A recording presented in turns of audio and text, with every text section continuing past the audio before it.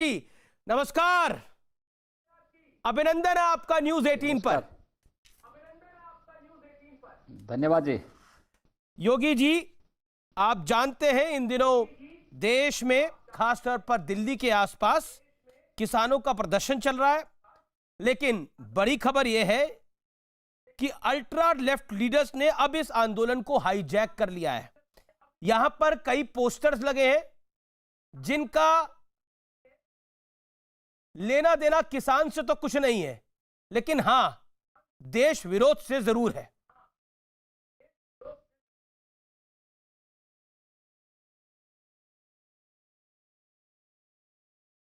देखिए, हमें इसी बात की चिंता थी और हम इसी बात को बार बार कहते रहे हैं कि केंद्र की श्री नरेंद्र मोदी जी के नेतृत्व की भारतीय जनता पार्टी की सरकार देश के अंदर कृषि क्षेत्र के उन्नयन और किसानों की आर्थिक समृद्धि के लिए पूरी प्रतिबद्धता के साथ कार्य कर रही है। और पिछले 6 वर्षों के दौरान जो भी कार्य केंद्र की मोदी सरकार ने किया है वह अभिनंदनीय है, अविस्मरणीय है। अगर 6 वर्ष के इस कार्यकाल को हम देखें और पिछली सरकारों के 60 वर्ष के कार्यकाल को देखें जी, तो देश के किसानों के हित के लिए किए गए 6 वर्ष के कार्य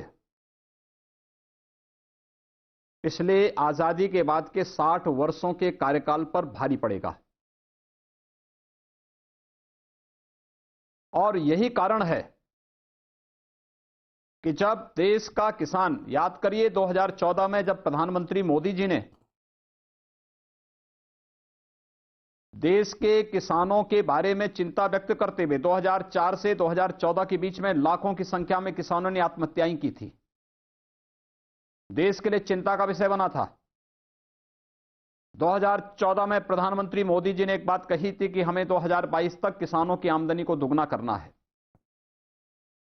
इसके लिए प्रधानमंत्री मृदा परीक्षण की कार्य योजना को देश के अंदर लागू करने का रहा हो, प्रधानमंत्री फसल बीमा योजना, प्रधानमंत्री कृषि सिंचाई की योजना, कृषि सिंचाई की योजना को वन ड्रॉप मोर क्रॉप के साथ जोड़ने के साथ ही उसको तकनीक के साथ जोड़ने और अधिक से अधिक कृषि भूमि को सिंचाई की सुविधा उपलब्ध कराने के जो कार्यक्रम चले, उन्नत बीज, उन्नत खाद, कृषि विज्ञान केंद्रों की एक श्रृंखला और आधुनिक तकनीक के साथ जोड़ने की जो कार्रवाई देश के अंदर प्रारंभ हुई, उस कार्रवाई का ही हिस्सा था कि देश के अंदर आपने देखा होगा 2018 में पहली बार देश के अंदर लागत का 1.5 गुना दाम 24 जीन्स का ये मोदी सरकार ने घोषित किया। प्रोक्योरमेंट में गारंटी किसानों को देने की कार्रवाई प्रारंभ हुई। और यही नहीं, 2019 में, फरवरी 2019 में जब केंद्र की मोदी सरकार ने देश के किसानों की आर्थिक बेहतरी के लिए प्रधानमंत्री किसान सम्मान निधि घोषित की थी, तब भी बहुत सारे लोग इस बात को कहते थे कि तो चुनावी शगुफा है, चुनाव के बाद बंद हो जाएगा। लेकिन आप देख रहे होंगे पिछले लगभग 1.25 वर्षों से यह योजना पूरी मजबूती के साथ हजारों करोड़ रुपए डीबीटी के माध्यम से किसानों के खातों में गए हैं। जिन्हें किसान की बेहतरी और उनकी आर्थिक उन्नयन अच्छा नहीं लग रहा, उन्हें पच नहीं रहा है, हम लोगों को आशंका थी ये लोग करेंगे। जब इस क्षेत्र में व्यापक परिवर्तन करने वाले और किसानों की समृद्धि को 2022 तक दुगने से अधिक लागत का दुगने से अधिक दाम देने की कार्रवाई, उनकी आमदनी को बढ़ाने की कार्रवाई जब प्रारंभ होने के लिए कृषि संबंधी क्षेत्र में व्यापक सुधार के कार्यक्रम आगे बढ़े हैं। योगी जी, मेरा याद करिए, मैंने पिछले पीसी में मैंने इस बात को कहा था, किसानों के कंधों पर बंदूक रख करके कुछ लोग निशाना साध करके देश में अव्यवस्था और अराजकता का माहौल पैदा करने का कुत्सित प्रयास कर रहे हैं, और यह सच साबित हुआ है। योगी जी, देशद्रोह और इसी से जुड़ा हुआ मेरा सवाल है। मुख्यमंत्री जी, इसी ऐसे से मामलों में संलिप्त तत्वों के पक्ष में समर्थन अब उन मंचों से किया जा रहा है। वास्तव में ये इनके वास्तविक चेहरे को प्रदर्शित कर रहा है। योगी जी, इसी से जुड़ा हुआ मेरा सवाल है, क्योंकि जिस तरह के पोस्टर लगे उसमें उमर खालिद, शर्जील इमाम जो असम को भारत से काटने की बात कर रहा है, वरवरा राव जो नक्सलियों को सपोर्ट करने की बात करते हैं, किसानों को क्या मतलब है इन लोगों से?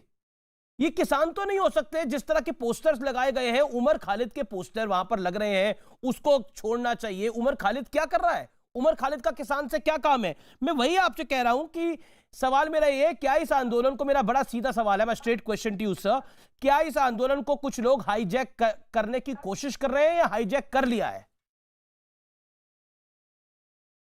देखिए, भोले भाले किसानों के कंधों पर बंदूक रख करके देश में अव्यवस्था और अराजकता का माहौल पैदा करने का, क्योंकि उन्हें यह भी पसंद नहीं कि देश के अंदर जय जवान और जय किसान का नारा इस देश का एक एक नागरिक श्रद्धा और सम्मान के साथ लगाए। जो लोग कश्मीर के खिलाफ आग उगलते हों जी, देश के विखंडन की बात करते हों, जिन्होंने देश की एकता और अखंडता पर सदैव प्रश्न खड़े किए हों, समस्याएं खड़ी करने का प्रयास किए हों, किसान मंच पर उनके समर्थन में किसी भी प्रकार का वक्तव्य ये पूरी तरह आंदोलन के भटकाव को प्रदर्शित करता है और ये उस वास्तविक चेहरे को प्रदर्शित करता है। चेहरा किसान का है, लेकिन किसान को आगे करके देश के अंदर अव्यवस्था अराजकता का वातावरण पैदा करने का जो कुत्सित प्रयास हो रहा है, ये स्वीकार नहीं हो सकता है। क्या आपको लग रहा है इस प्रकार की मुख्यमंत्री अव्यवस्था और अराजकता को योगी कभी आदित्यनाथ किसी भी जी स्थिति में बढ़ावा नहीं देने देना चाहिए। जी, जब इस प्रकार की अव्यवस्था और अराजकता को कतई स्वीकार नहीं किया जा सकता है। जी मुख्यमंत्री जी, आपको लग रहा है योगी जी कि क्या इसमें कोई साजिश हो रही है? जैसे शर्जील इमाम, उमर खालिद के पोस्टर लहराए गए हैं, इसमें एक बड़ी साजिश हो रही है, क्योंकि इससे पहले हमने खालिस्तान का एंगल भी जुड़ते हुए देखा था। इन चेहरों का किसान आंदोलन से मतलब क्या है? आखिर ये लोग कब किसान के हितैषी रहे हैं, कब हिंदुस्तान के हितैषी रहे हैं? इस देश का किसान हिंदुस्तान और भारत की इस समृद्धि का पर्याय है। वो हमारा अन्नदाता है। भारत को खाद्यान्न में आत्मनिर्भर बनाने में भारत के अन्नदाता किसानों का बहुत बड़ा योगदान है। इसीलिए अन्नदाता किसान के प्रति श्रद्धा और सम्मान का भाव इस देश ने सदैव व्यक्त किया है। जी, हमने देश की सीमाओं में रक्षा करने वाले जवानों के प्रति भी और देश के किसान जो इस देश के प्रत्येक नागरिक का भरपेट अन्न उपलब्ध कराने में जिन्होंने अपना खून पसीना लगाया है, उनके प्रति पूरी श्रद्धा और सम्मान का भाव भारत की जनता ने सदैव व्यक्त किया है। जी, भारतीय जनता पार्टी ने और भारतीय जनता पार्टी शासित सरकारों ने, केंद्र की सरकार हो या राज्य सरकार हो, सदैव इस सम्मान का भाव किया है। इसलिए किसानों की आर्थिक समृद्धि के साथ जोड़ने के लिए भी जो योजना चलाई, प्रधानमंत्री किसान सम्मान निधि के साथ उसे जोड़ा गया और प्रधानमंत्री किसान सम्मान निधि किसानों की आर्थिक बेहतरी के लिए उठाया गया प्रधानमंत्री मोदी जी का एक महत्वपूर्ण कदम था। लेकिन उस श्रद्धा और सम्मान को आहत करने का कार्य कर रहे हैं जब यहां पे उमर खालिद और शर्जील इमाम या फिर उन नक्सलाइट को जो भारत की इंटीग्रिटी पर, भारत की सुरक्षा पर, भारत की प्रभुता पर प्रहार करते हैं, जब उन लोगों को वहां पर सम्मानित करने का और उनकी वकालत की जा रही हो, तो स्पष्ट कहा जा सकता है कि आंदोलन पूरी तरह भटकाव की ओर जा चुका है और ये किसान तो केवल मुखौटा हो गया है। असली निशाना तो क्या नेशनल इंटीग्रिटी को ठेस पहुंचाना है। योगी जी, क्या आपको लगता है कि मुझे लगता है जिस तरह कोई से भी भारत भक्त, कोई भी भारत का नागरिक, भारत का कोई जवान, भारत का कोई किसान, भारत का कोई युवा, भारत की कोई महिला, भारत का कोई भी नागरिक योगी जी इसको स्वीकार नहीं कर सकता। आप स्पष्ट बात करने के लिए जाने जाते हैं और मैं भी स्पष्ट सवाल पूछता हूं, मैं भी घुमा फिरा के सवाल नहीं पूछता। और मैं मुख्यमंत्री जी आपसे एक बहुत स्पष्ट सवाल पूछना चाहता हूं। इस समय देश के करोड़ों लोग आपको सुन रहे हैं न्यूज 18 के माध्यम से, न्यूज 18 के कई चैनल के माध्यम से। मैं आपसे एक बहुत स्पष्ट सवाल पूछता हूं, क्या आपको लगता है कि ये किसान आंदोलन अब जैसा आपने कहा भटक रहा है? क्या आपको लग रहा है कि अल्ट्रा लेफ्ट, वो लोग जो भारतीय जनता पार्टी की आइडियोलॉजी के विरोधी है, वो लोग जो देश की आइडियोलॉजी के विरोधी है, वो इस आंदोलन को टेक ओवर कर रहे हैं और इसीलिए ये समाधान पे नहीं आ पा रहा, इसीलिए वो समाधान चाहते ही नहीं है? जब सरकार 10 बार बात कर चुकी है, आज मैंने जो केंद्रीय कृषि मंत्री है उनसे भी इस संवाद किया, उन्होंने बोला हमने सारे प्रस्ताव दे दिए, लेकिन वो कोई प्रस्ताव मानने को जब तैयार ही नहीं है तो इसका मतलब है वो सॉल्यूशन ही नहीं चाह रहे किसी बात का, और ये लोग उनके पीछे हैं। देखिए, हम लोग लोकतांत्रिक व्यवस्था में रह रहे हैं जी। लोकतंत्र की सबसे बड़ी ताकत है संवाद। अगर संवाद बाधित होगा तो स्वाभाविक रूप से जो लोग बाधित कर रहे हैं, इसका मतलब उनका लोकतांत्रिक मूल्यों और आदर्शों पर विश्वास नहीं। और दुर्भाग्य से आपने देखा होगा इस पूरे आंदोलन में नित नई शर्तें जोड़ी जा रही हैं और अब किसानों की बातों को दूर कर दिया गया। अब इसमें उन लोगों को जोड़ने का प्रयास हो रहा है, उन लोगों को रिहा करने की बात हो रही है जो लोग देशद्रोही मामलों में, भारत की एकता और अखंडता को ठेस पहुंचाने के मामले में उस टुकड़े टुकड़े गैंग की पैरवी करता हुआ यह आंदोलन दिखाई दे रहा है, जो भारत की संप्रभुता के साथ सदैव खिलवाड़ करने का आदी रहा है। और ये लोग और इनका वास्तविक चेहरा उजागर हो चुका है, जो लोग भारत की संप्रभुता के साथ खिलवाड़ कर रहे थे और किसान, हमारे भोले भाले किसानों को निशाना बना करके आज जिस प्रकार की इनके चेहरे देश के सामने और समाज के सामने आए हैं, ये चीजें इस बात को बताती हैं कि वही शहरी नक्सली, वही तत्व जो भारत की एकता और अखंडता जिन्हें बर्दाश्त नहीं, वही लोग जो अलग अलग प्रकार से कहीं लोकतांत्रिक अधिकारों के नाम पर, कहीं कोई एक्टिविस्ट के नाम पर देश के अंदर उपद्रव और अराजकता फैलाना ही जिनका विदेशी जूठन खा करके देश के अंदर अव्यवस्था और अराजकता फैलाने का जो कुत्सित चेष्टा कर रहे थे, वे लोग आज फिर से जब उन्हें कहीं कोई अवसर नहीं मिला तो उन्होंने भोले भाले किसानों को निशाना बनाया है। केंद्र सरकार बार बार कह चुकी है कि हम बातचीत के लिए तैयार हैं जी।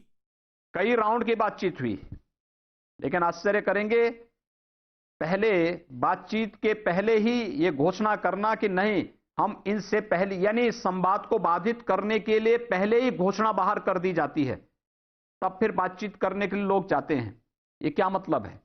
दूसरा, रोज नई शर्तों को जोड़ना, ये क्या बात होती है भाई? संवाद से आप बैठिए, आप अपनी बात बताइए, 1 2 3 4 5, हमें कृषि संबंधी सुधार के 3 जो कानून बन रहे हैं, इन 3 कानून में क्या क्या आपको कमी नजर आती है, आप उसके बारे में बताइए योगी जी। आप और पूरे देश के परिप्रेक्ष्य में उसके बारे में बोलिए। जी मुख्यमंत्री जी, अब समस्या ये खड़ी हो गई है कि ये कुछ लोग जो हैं ये दिल्ली को बंधक बनाने की बात कर रहे हैं, जैसा शाहीन बाग में हुआ उसी तरह का घटनाक्रम हम देख रहे हैं। कह रहे हैं हम आगरा और दिल्ली हाईवे बंद कर देंगे, हम मथुरा और दिल्ली हाईवे को रोक देंगे, हम जयपुर और दिल्ली हाईवे को रोक देंगे, हम नेताओं का घेराव करेंगे, मंत्रियों का घेराव करेंगे। क्या आपको लगता है कि ये शाहीन बाग, मैं बड़ा सवाल आपसे पूछ रहा हूं, शाहीन बाग पार्ट 2 करने की एक कोशिश है जिसमें सिस्टम पूरा चरमरा जाए, दिल्ली बंधक बन जाए, यूपी से कोई बाहर ना आ पाए? क्या आपको लगता है पूरा आंदोलन अब उस दिशा में चल पड़ा है? अगले 2-3 दिन में क्या होगा किसी को नहीं पता। शाहीन बाग के पीछे कौन लोग थे? आगे शाहीन बाग के पीछे कौन लोग थे, कौन चेहरे थे? और शाहीन बाग के पीछे जो चेहरे थे, हर व्यक्ति इस बात को जानता है कि इन लोगों ने दिल्ली के अंदर किस प्रकार की व्यवस्था और अराजकता का एक मंचर खड़ा किया था। जब भी इस प्रकार के चेहरे आगे बढ़ेंगे और किसी भी व्यवस्था को बंधक बनाने का प्रयास करेंगे, अंततः कॉमन मैन ही उससे प्रभावित होगा। एक किसान, एक नौजवान, महिलाएं और एक सामान्य नागरिक, ये सभी उससे प्रभावित होंगे और ये लोग उसी तर्ज पर उसको आगे बढ़ाने का प्रयास करने का कुछ सी चेष्टा कर रहे हैं, लेकिन ये चीजें वे सफल नहीं होंगे। देखिए, हर नागरिक को सुरक्षा प्रदान करना, हर किसान के आर्थिक हितों की चिंता करना, हर एक किसान और हर एक मजदूर के आर्थिक उन्नयन के लिए कार्य करना, ये सरकार का दायित्व है। सरकार अपने उस उत्तरदायित्व का निर्वहन करेगी जी। लेकिन साथ साथ हर नागरिक को सुविधा देना, हर नागरिक को सुरक्षा देना, ये भी सरकार का दायित्व है। सरकार जी अपने उस उत्तरदायित्व को पूरी निष्ठा और पूरी प्रतिबद्धता के साथ उसको दोहराएगी, उसको लागू करेगी। किसानों में हम जो लोग फिर भी अपील करेंगे जी कि जो भी किसान बंधुओं को या जो भी लोग हैं, आंदोलनकारी जो भी हैं, उन्हें जो भी बात कहनी है, जब सरकार ने हर एक स्तर पर संवाद के लिए रास्ते खोले हैं, हमें संवाद से समस्या का समाधान निकालना चाहिए। जिद, ये महज जिद ही होती है और जिद से समस्या का समाधान नहीं निकलता है। समाधान का रास्ता निकालने की दिशा में उन्हें आगे आकर के अपनी बात को सरकार के सामने रखना चाहिए। केंद्र सरकार के वरिष्ठ मंत्री, स्वयं कृषि मंत्री जी, स्वयं गृह मंत्री जी ने और केंद्रीय मंत्रिमंडल की एक टीम ने लगातार बातचीत की, संवाद बनाया। वरिष्ठ प्रशासनिक अधिकारीगण, भारत सरकार के सचिव स्तर के अधिकारियों ने किसान प्रतिनिधियों के साथ बातचीत की, संवाद बनाया जी। लेकिन उस सब के बावजूद कोई ना कोई बात तो है कि रोज नई शर्तें आना, नई तरीके से उसको आगे बढ़ाना, और अब ये शर्तों का सिलसिला वहां तक पहुंच गया है कि जो लोग भारत की एकता और अखंडता को, भारत की संप्रभुता को चुनौती देते हैं, अब उनकी रिहाई की मांग होने लग गई है। तो ये स्पष्ट किया जा सकता है योगी जी, भारत बंदी की घोषणा करना, पहले कहना कि हम राजनीतिक दलों को अपने मंच पे नहीं आने देंगे, बाद में भारत बंद में सबको शामिल करके अव्यवस्था और अराजकता पैदा करने का प्रयास होता है जी। ये चीजें कब तक और कहां तक जाएगी, इसके बारे में सोचना चाहिए। योगी जी, किसानों में जो असंतोष दिख रहा है, उसमें खासतौर पर पश्चिमी उत्तर प्रदेश के भी किसान इस आंदोलन में शामिल हो रहे हैं। क्या कहना चाहते हैं आप उनको? आप जान रहे हैं राकेश टिकैत और उनके साथी भी इस आंदोलन में शामिल हो रहे हैं, और भी कई संगठन इसमें शामिल हो रहे हैं। क्या कहना चाहते हैं? देखिए, दो चीजें साफ हैं। एक, भारत सरकार के द्वारा जब कृषि संबंधी ये बिल पास किए गए थे, किसान संगठनों ने इसका स्वागत किया था। जी, याद करिए, जब इसका ऑर्डिनेंस आया था तो इसका स्वागत किया गया था। मेरे पास वो पेपर कटिंग भी हैं। जब कृषि संबंधी इन सुधारों के बारे में बहुत सारे लोगों ने तो इस बात को कहा कि ये चौधरी साहब ने 27 साल पहले इसकी मांग की थी, या किसी ने अन्य प्रकार से इस बात को कहा था, और इसका हम स्वागत करते हैं। जब केंद्र सरकार ने सभी कृषि संबंधी कानून पास किए थे तो मैंने प्रदेश के कुछ किसान नेताओं को भी बातचीत के लिए बुलाया था। वे लोग मेरे पास आए थे। मैंने उनको इस बारे में पूछा, मैंने कहा आखिर क्या मामला है? उन्होंने कहा साहब कोई मामला नहीं, हम इससे संतुष्ट हैं। और उस समय कहीं कोई इस प्रकार की स्थिति नहीं थी। देखिए, एपीएमसी जो अमेंडमेंट एक्ट है, इसकी मांग आज से नहीं हो रही है। जब शरद पवार जी देश के कृषि मंत्री थे, कांग्रेस नेतृत्व की यूपीए सरकार थी, 2010 और 11 के दौरान उन्होंने सभी राज्यों को पत्र भेजा था। जी, याद करिए 2014 में जब दिल्ली के अंदर शीला दीक्षित के नेतृत्व की कांग्रेस की सरकार वहां पर हारी थी, तो राहुल गांधी ने हार के पीछे वहां पे फल और सब्जियों को मंडी शुल्क से मुक्त न करने की विफलता को माना था। 2019 के कांग्रेस के इलेक्शन मैनिफेस्टो को देखिए। जी, कांग्रेस का इलेक्शन मैनिफेस्टो इस बात की गवाही करता है कि उन्होंने इन कृषि संबंधी सुधारों की वकालत की है। कृषि संबंधी जो स्टैंडिंग कमेटी है संसद की, जी, उस कमेटी की बैठक में सभी राजनीतिक दलों ने इन संशोधनों का समर्थन किया है? क्या कांग्रेस, क्या सपा, क्या बसपा, क्या आम आदमी पार्टी और क्या अन्य दल, चाहे वह एनसीपी हो, टीएमसी हो, डीएमके हो, ये सभी दल इसकी वकालत करते हुए दिखाई देते हैं। और मुझे आश्चर्य तब होता है जब दिल्ली की आम आदमी पार्टी सरकार अपने यहां एपीएमसी एक्ट को संशोधन पास करने के साथ नोटिफिकेशन जारी करने के बाद बंद का गैजेटेड समर्थन ऑर्डर पास करते कर हुए देते हैं। सिंधु बॉर्डर पर भी उनके मुखिया पहुंच जाते हैं। यानी आश्चर्य होता है मुझे, ये दोहरा चरित्र नहीं है तो क्या है? योगी जी, ये तो सियासत है। एक और तरफ आप अपनी विधानसभा में कुछ और करते हैं, योगी ये तो जी, अवमानना है विधानसभा की। योगी जी, ये तो और दूसरी सियासत तरफ है वहां जाकर के आप उसी के विरोध में आप वहां भी खड़े होते हैं। जी। ये तो ये दोनों देखिए, मीठा मीठा गप और कड़वा कड़वा तू नहीं चलेगा जी। ये दोहरा आचरण अच्छा नहीं। यो- आप एक तरफ उस एक्ट को के प्रावधानों का स्टैंडिंग कमेटी में समर्थन करते हैं, इलेक्शन मैनिफेस्टो का हिस्सा बनाते हैं, जब आपकी सरकार होती है, आपकी पार्टी की सरकार होती है, तब आप उसकी वकालत करते हैं। और अगर किसानों के व्यापक हित योगी में जी, केंद्र की मोदी सरकार ने इस प्रकार के कार्यक्रम आगे बढ़ाए हैं, उन स्थितियों में हम गुमराह करके एक झूठ को बार बार बोल करके हम ये दिखाने का प्रयास कर रहे हैं। और ये कम्युनिज्म की थ्योरी रही है शुरू से। आपने एक कहा- झूठ को 100 बार झूठ एक 100 बार बोल दो तो सच हो जाएगा। देखिए, सच सच होता जी। है, झूठ झूठ होता है। योगी जी, आपने कहा, इसलिए इनका ये झूठ नहीं चलेगा। मेरा एक देश की सवाल है जनता इसी ने से जुड़ा हुआ। बार बार इनको जवाब दिया है, आगे भी जवाब देगी। मेरा एक सवाल है इसी जुड़ा हुआ। आपने बोला मीठा मीठा गप गप, कड़वा कड़वा थू थू नहीं चलता सियासत के अंदर, लेकिन सियासत में जिन आप कांग्रेस की बात कर रहे हो, जिनके मैनिफेस्टो में ये सब कुछ था, लेकिन वही राहुल गांधी आज कह रहे हैं कि किसानों का केंद्र से भरोसा जो है, राहुल गांधी का कहना है कि किसानों का सरकार से भरोसा, केंद्र सरकार से भरोसा जो है वो उठ गया है और सरकार किसी तरह की गलतफहमी ना पाले, ना कि किसान डर गया है। उनका तो कहना है कि नरेंद्र मोदी की सरकार चोर दरवाजे से सब कुछ करना चाहती है और अपने सूट बूट के दोस्तों को फायदा पहुंचाना चाहती है। राहुल गांधी तो बहुत कुछ बोल रहे हैं, आगे मैं बताऊंगा आपको अखिलेश यादव क्या कह रहे हैं, लेकिन ये राहुल गांधी ने तो तगड़ा हमला करा है। प्रियंका वाड्रा भी, राहुल गांधी भी। ये तो बिहार विधानसभा के चुनाव ने लोकतंत्र में जी जनता जनार्दन का स्वरूप होती है और जनता अपना फैसला कर चुकी है। जी।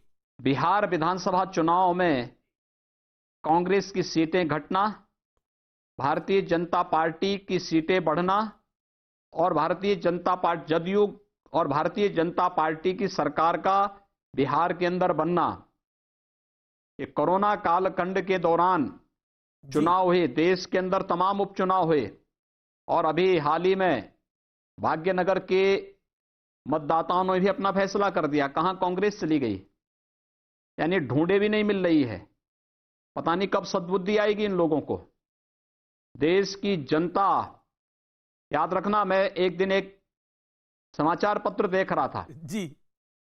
उत्तर प्रदेश का एक किसान अपनी 12 बीघा लैंड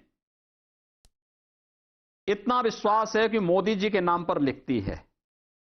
कहती है साहब, मुझे देश के अंदर किसी एक व्यक्ति पे विश्वास है तो वह श्री नरेंद्र मोदी हैं।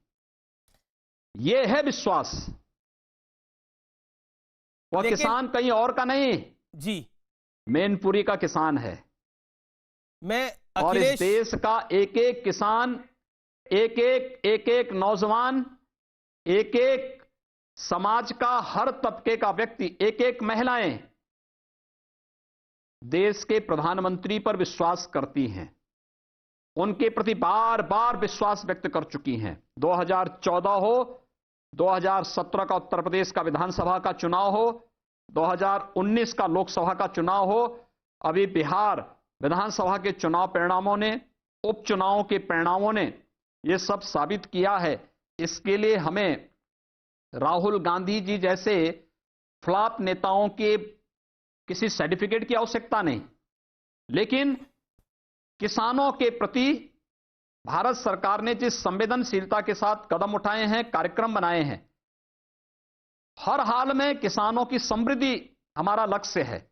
और लेकिन अगर आप राहुल किसान गांधी प्रतिनिधि को, किसानों की समृद्धि और कृषि क्षेत्र की बेहतरी के लिए योगी जी कोई आप, सुझाव देते हैं, इसके बाद भी कोई सुझाव देते हैं, जी भारत सरकार तो बातचीत करने को तैयार है। आप क्यों हम राहुल संवाद गांधी को बाधित कर फ्लॉप रहे हैं? मान रहे हैं? वे संवाद करें। जी ये लोग मीडिएटर की भूमिका में क्यों आए हैं? जी और मुझे तो आश्चर्य होता है कि ये वही लोग हैं जिन लोगों ने किसानों को ठगा है, किसानों को शोषण किया है। 2004 से 2014 के बीच देश के अंदर सर्वाधिक किसानों ने आत्महत्याएं की हैं।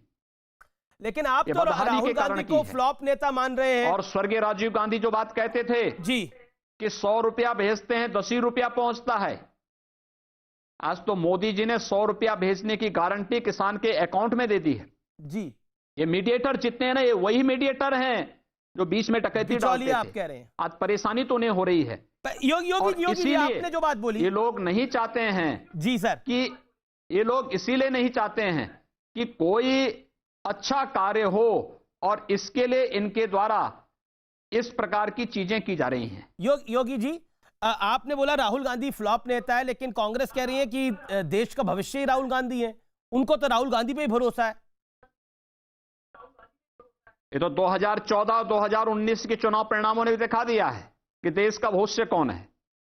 मैं अखिलेश यादव पे देश आता का हूं। वर्तमान और देश का भविष्य कौन है, ये 2014 और 2019 के चुनाव परिणामों ने साबित कर दिया है।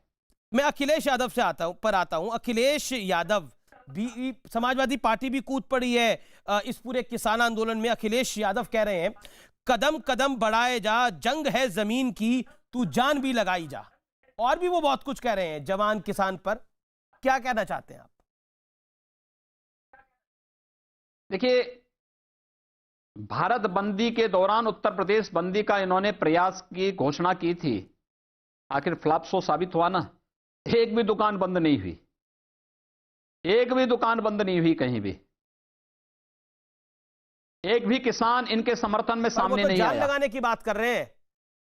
और उत्तर प्रदेश का किसान इस बात को जानता है कि किसानों का वास्तविक हितैषी कौन है। प्रधानमंत्री मोदी जी के नेतृत्व और उनके मार्गदर्शन में उत्तर प्रदेश के अंदर जो कार्य हुए, चाहे वह किसानों के कर्ज माफी का कार्यक्रम रहा हो। आप सोचिए, बाण सागर की परियोजना 1977 में तत्कालीन प्रधानमंत्री मोरारजी देसाई जी ने रखी थी, पूरी नहीं हो पाई।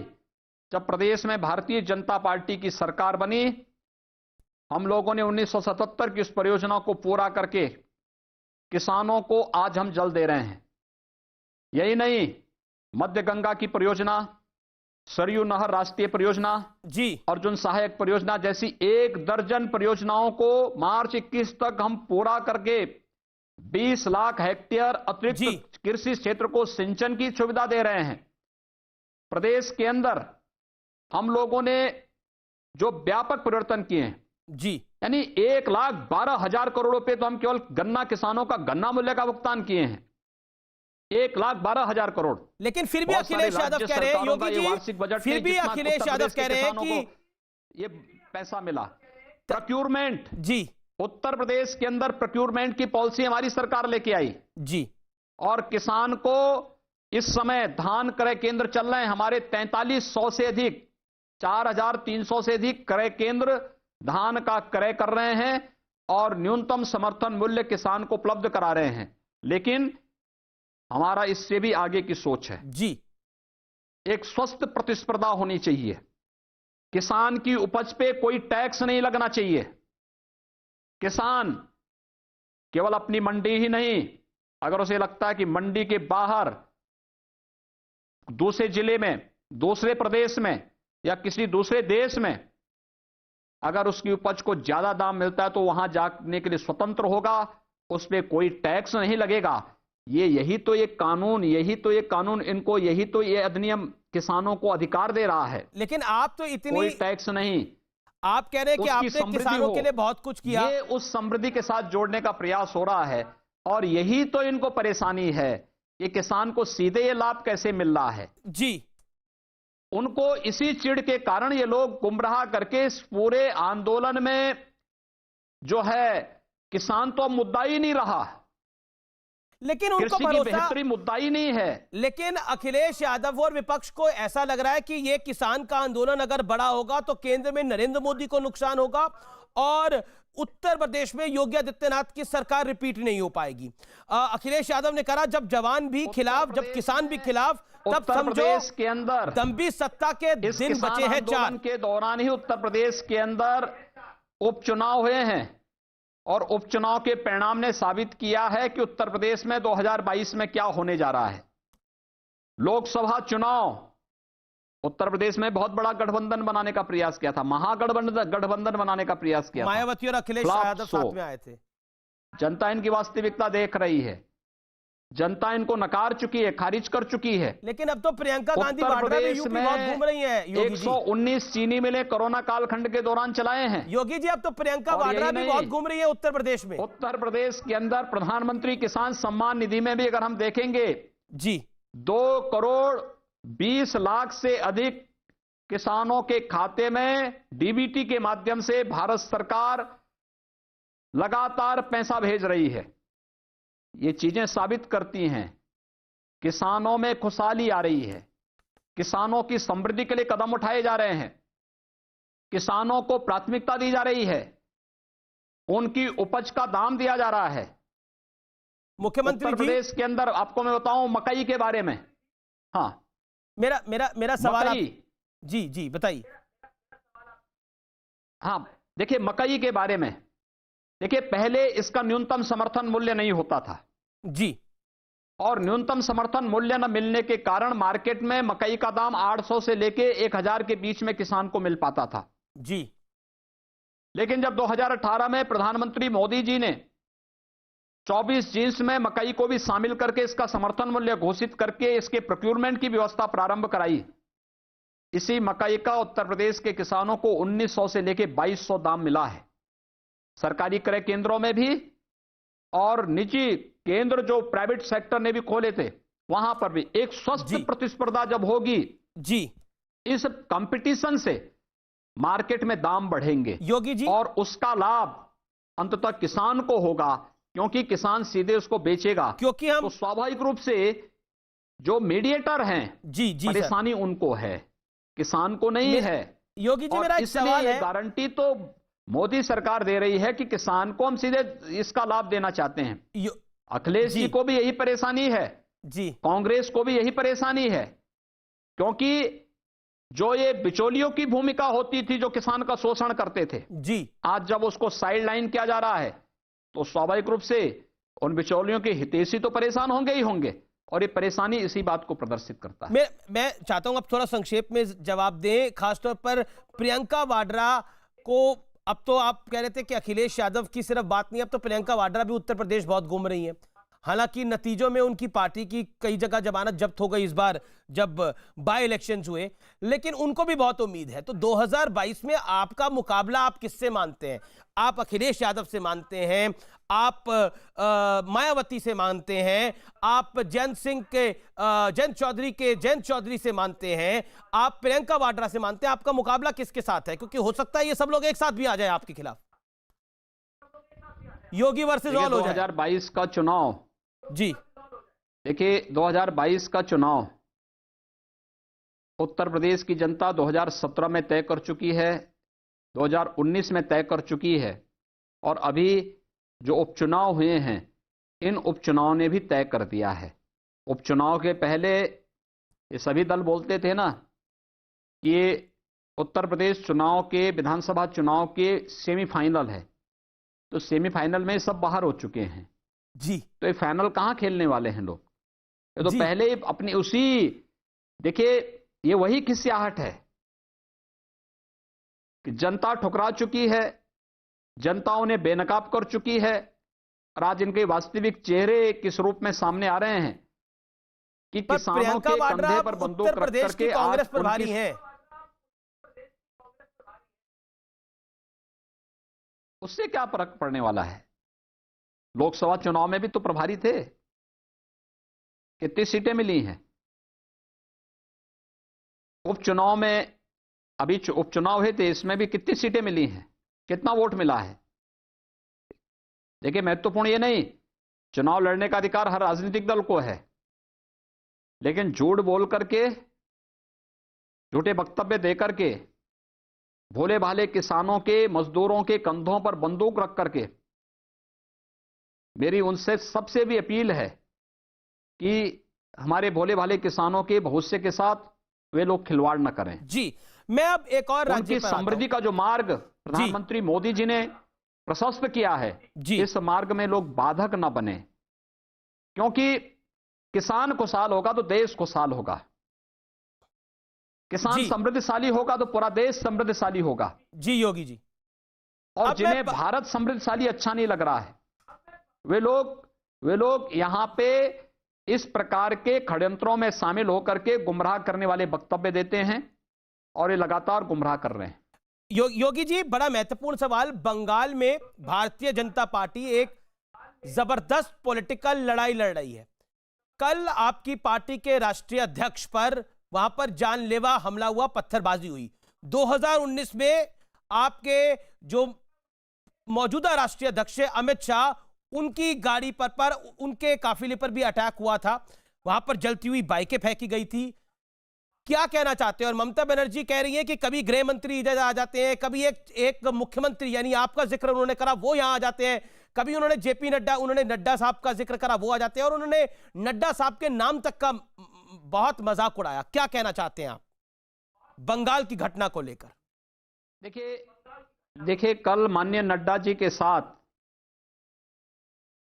जो घटना घटित हुई वह अत्यंत निंदनीय है, और ये बंगाल के अंदर सुरक्षा और कानून व्यवस्था की ध्वस्त स्थिति को प्रदर्शित करता है। लेकिन यह भी तय है कि भारतीय जनता पार्टी इस प्रकार के कायराना हरकतों से और हमलों से भयभीत होने वाली नहीं है। बंगाल विधानसभा के चुनाव में भारतीय जनता पार्टी पूर्ण बहुमत के साथ वहां सरकार बनाएगी, कोई संदेह इसमें नहीं होना चाहिए, क्योंकि बंगाल की जनता यह फैसला पहले ही कर चुकी है। जो अपार समर्थन वहां पे मिल रहा है, भारतीय जनता पार्टी को स्वाभाविक रूप से इसी से हताश और निराश तृणमूल कांग्रेस की सरकार आज राजनीतिक विरोधियों पर हमले करवाने की चेष्टा कर रही है, और इन लोगों का पुराना इतिहास भी इसी प्रकार से दागदार रहा है। लेकिन इससे बहुत हम लोग घबराने वाले नहीं हैं। बंगाल में भारतीय जनता पार्टी पूर्ण बहुमत के साथ सरकार बनाएगी। लेकिन ममता बनर्जी कह रही है कि भारतीय जनता पार्टी अटैक का नाटक कर रही है, ढोंग कर रही है, और सिर्फ अपने वोट बढ़ाना चाहती है यहां पर। देखिए, तो बंगाल के बारे में पूरी दुनिया जान रही है कि बंगाल में किस प्रकार की सरकार चल रही है, कैसे राजनीतिक दलों के कार्यकर्ताओं पर हमले करके और नृशंस हत्याएं कर दी जाती हैं, कैसे वहां पर कानून व्यवस्था की बदहाल स्थिति है। और आज जब केंद्र की मोदी जी के नेतृत्व की सरकार ने देश के अंदर जो तमाम लोक कल्याणकारी, गरीब कल्याणकारी योजनाएं घोषित की हैं, उसमें से बहुत सारी योजनाएं ऐसी हैं जो बंगाल के अंदर लागू ही नहीं होने दी गई। जी, लेकिन प्रधानमंत्री किसान सम्मान निधि, आरोप है कि आयुष्मान भारत जैसी योजनाएं, जी, लेकिन अगर बंगाल ये योजनाएं बंगाल के अंदर अगर लागू हो जाएं, जी सर, तो कम से कम वहां के नागरिकों को स्वास्थ्य की बेहतर सुविधा और किसानों की आर्थिक बेहतरी का कार्य हो सकता है। योगी जी, लेकिन इसीलिए सब नहीं होने देना चाहते लोग। योगी जी, इसीलिए कि क्योंकि अगर ये लोग समृद्ध हो जाएंगे, थोड़ी भी उनमें बेहतरी हो जाएगी जी, तो वे लोग इनके राजनीतिक षड्यंत्र का शिकार नहीं बन पाएंगे।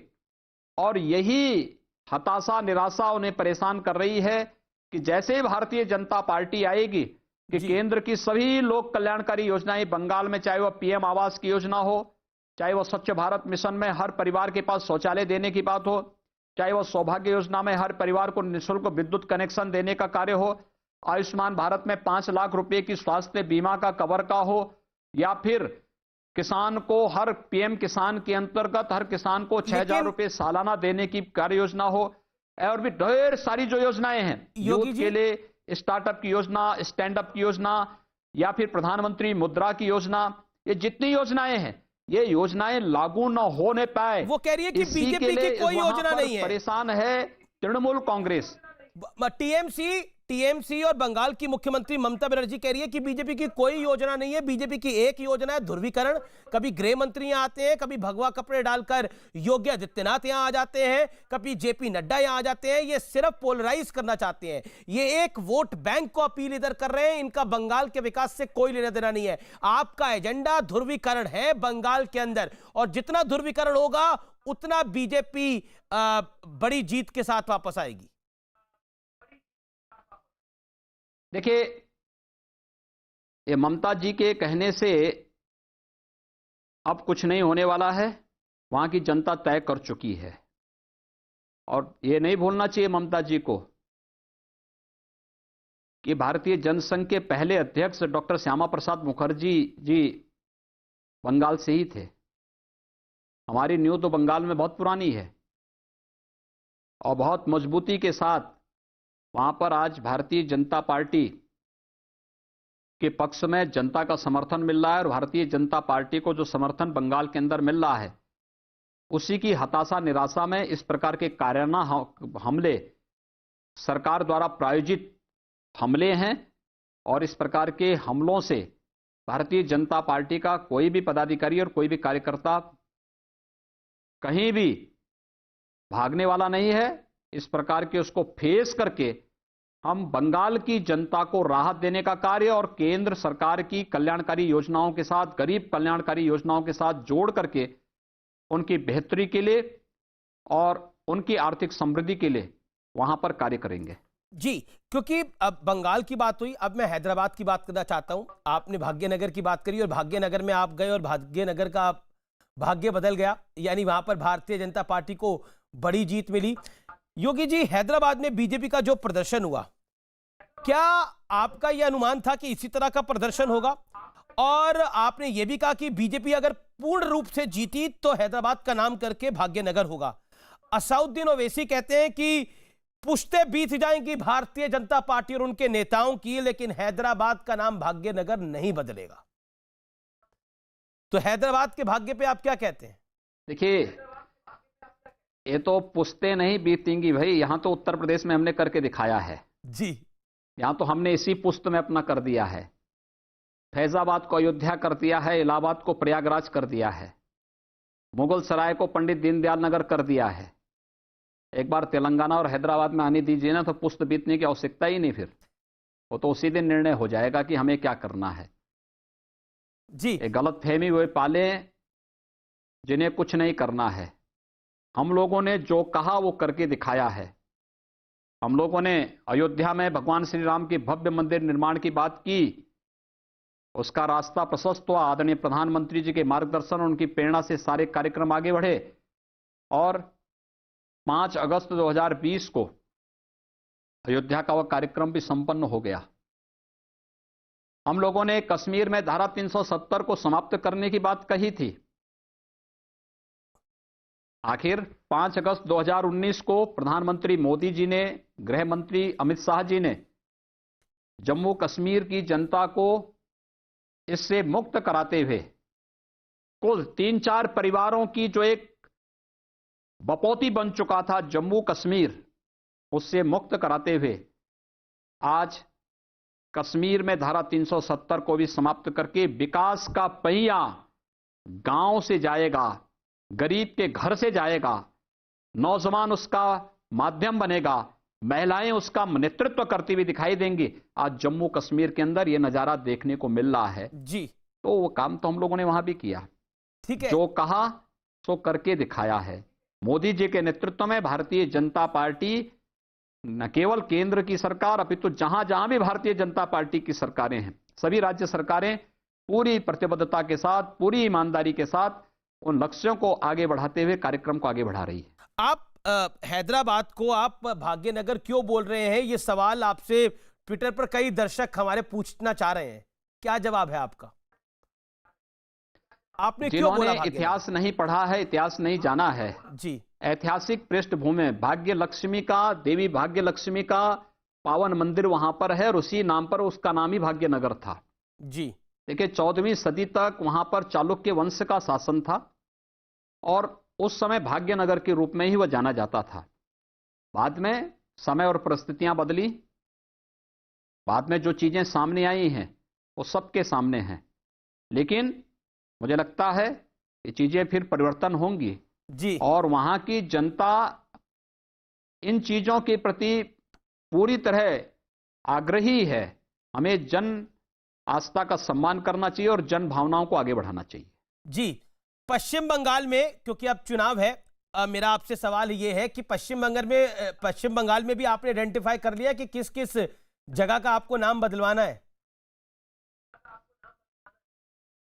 देखिए बंगाल तो हमारी जो है भारत की आध्यात्मिक और सांस्कृतिक परंपरा का एक बहुत बड़ा धरोहर है। जी भारत की एक लंबी परंपरा बंगाल से आगे बढ़ती है, तो स्वाभाविक रूप से बंगाल के प्रति श्रद्धा और सम्मान का भाव हमारा आदिकाल से है। अगर हम गंगोत्री की पूजा करते हैं तो गंगा सागर की भी आराधना करते हैं, तो गंगा से गंगोत्री तक की ये यात्रा पूरी होगी और चिंता मत करिए, हम एक एक करके हर एक स्थल पर पहुंचेंगे और बंगाल में भारतीय जनता पार्टी निश्चित आएगी।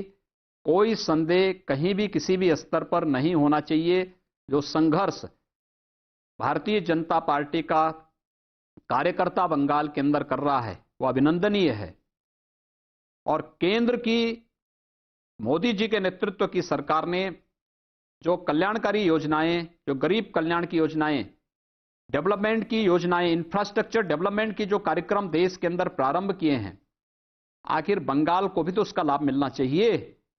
इसके लिए भी जिससे वहां के गांवों की तस्वीर को बदला जा सके, जी जी वहां के नौजवानों के हाथ को रोजगार दिया जा सके, किसानों का आर्थिक उन्नयन किया जा सके, वहां की मातृशक्ति को भी आर्थिक समृद्धि का लाभ मिल सके, वहां का हर तबका विकास की प्रक्रिया का हिस्सा बन सके, इसके लिए भारतीय जनता पार्टी बंगाल के लिए अंदर आवश्यक है। एक आप कानून लेकर आए लव जिहाद का, उसको लेकर पूरे देश में सवाल खड़े हो गए। हालांकि आपके कानून को देखते हुए हरियाणा के गृह मंत्री ने बोला योगी आदित्यनाथ जिंदाबाद, अनिल विज ने बोला योगी आदित्यनाथ जिंदाबाद, और एमपी के गृह मंत्री भी कह रहे थे कि हम कानून को फॉलो कर सकते हैं।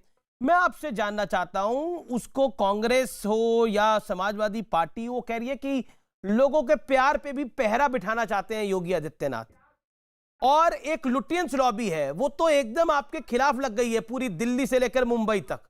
वो कह रही है योगी आदित्यनाथ पता नहीं क्या करना चाह रहे हैं।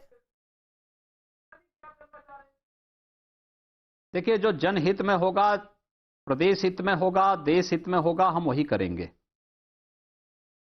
लव के नाम पर जिहाद नहीं हो सकता। प्यार ये भारतीय परंपरा और संस्कृति का एक अभिन्न पार्ट है और अलग अलग परिस्थिति में अलग अलग तरीके से उसको व्यक्त करने का भी एक माध्यम होता है। छल, छद्म और धोखे से हम किसी के जीवन के साथ खिलवाड़ करें, किसी बालिका या किसी महिला के भविष्य को बर्बाद करें, ये छूट किसी को नहीं दी जा सकती है। और ये कानून छल, छद्म और धोखे से जी जी किए जाने वाले किसी भी ऐसे कृत्य को पूरी तरह रोकेगा और उसके तहत कार्रवाई यहां पे शुरू हो चुकी है। आखिरी सवाल आपसे मेरा, खास तौर पर फिल्म इंडस्ट्री को लेकर जो तूफान खड़ा हुआ आपके मुंबई दौरे से, उस पर आप क्या कहना चाहते हैं? देखिए ये तो हर सरकार का दायित्व बनता है कि अपनी पॉलिसी लेकर के आए, पर आप जहां जाते हैं हेडलाइन बन उस जाती प्रकार है। की सुविधा दे, उस प्रकार की सुरक्षा उपलब्ध कराए। उत्तर प्रदेश में सुरक्षा का माहौल है, उत्तर प्रदेश की पॉलिसी बेहतर है, उत्तर प्रदेश उस प्रकार का माहौल देने में सक्षम है। उत्तर प्रदेश देश का सबसे बड़ा मार्केट भी है, बाजार भी है, तो उत्तर प्रदेश को जी अपनी फिल्म सिटी स्थापित करने, जो देश और दुनिया की बेहतर फिल्म सिटी हो, जो किसी संकीर्ण मानसिकता का नहीं होगा। ये देश की फिल्म सिटी होगी, देश की फिल्म सिटी होगी। सुविधा, बेहतर कनेक्टिविटी, बेहतर सुविधा वहां देने जा रहे हैं, बेहतर सुरक्षा देने जा रहे हैं और प्रदेश के अंदर दे रहे हैं। निवेश तो सुरक्षा और अपनी पॉलिसी के अंदर आप जितना लेके आ सकते हैं वह उसका एक माध्यम बनेगा और उत्तर प्रदेश इस दिशा में आगे बढ़ा है। स्वाभाविक रूप से ये कोई हाईजैक नहीं है, ये तो स्वाभाविक रूप से हमें लखनऊ म्युनिसिपल कॉरपोरेशन के बॉन्ड जारी करने थे। बॉम्बे स्टॉक एक्सचेंज में मुझे वहां पर इस कार्यक्रम में शामिल होना था, इसलिए मैंने सभी अन्य पक्षों के साथ भी बातचीत करना प्रारंभ किया और वे सभी लोग, मैं धन्यवाद दूंगा फिल्म जगत के लोगों से भी, अपने देश के नामी जो निवेशक और उद्यमी हैं उन लोगों को भी जी, और अलग अलग सेक्टर से जुड़े हुए जो महानुभाव हैं, जिन लोगों ने वहां पर बड़ी सहजता के साथ मुझसे मुलाकात की और प्रदेश के विकास में एक सकारात्मक उनका जो है रुख रहा है। मैं उन सब का हृदय से अभिनंदन करता हूं, उन सबको हृदय से साधुवाद भी देता हूं। जी जी। लेकिन मैं नहीं समझ पा रहा हूं कि पता नहीं क्यों हमारे कुछ मित्रों को इस प्रकार की एक सकारात्मक पहल बुरा लगती है। देखिए, जब कोई व्यक्ति पॉजिटिव सोच का नहीं होता है जी योगी जी, और सही सोच नहीं सकता, सही कर नहीं सकता, तो सही देख भी नहीं सकता है। इसलिए वो हर सही कार्य में कुछ ना कुछ विरोध का स्वर, हर एक कार्य में विरोध, हर एक कार्य में विरोध। भाई, अगर कोई परेशान है मुंबई में तो ये वहां की सरकार को देखना चाहिए था, ये मेरा विषय नहीं। उनको लग रहा है आप उनके यहां से छीन के लेके जा रहे हैं, वहां जाएगा।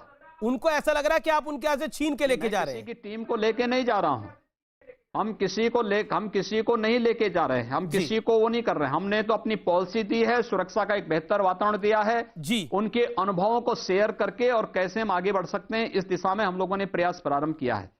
और अभी आप देखते रहिए, कार्यक्रम आपको आगे चलने दीजिए। जी बिल्कुल, आगे भी आपसे होना, अभी तो शुरुआत है, आगे भी आपसे बातचीत होती रहेगी।